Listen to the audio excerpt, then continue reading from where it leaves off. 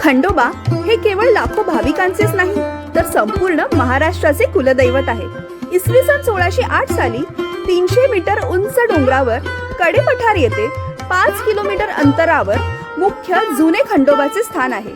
परंतु 1772 साली जेजुरीला नव्याने देऊळ बांधण्यात आले. खंडोबा हे महादेवांचेच अवतार असून हे एक जागृत देवस्थान समजले जाते. निसर्गाच्या सानिध्यात नैसर्गिक वाटणाऱ्या वास्तुकलेचे हे एक उत्तम उदाहरण असून महाराष्ट्राच्या मंदिर वास्तुकला परंपरेच्या प्रगतीचा हा एक महत्त्वाचा टप्पा.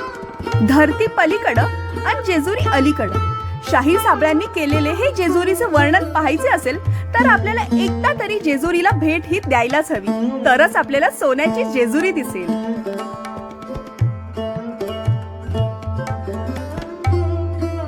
Yerkot, Yerkot.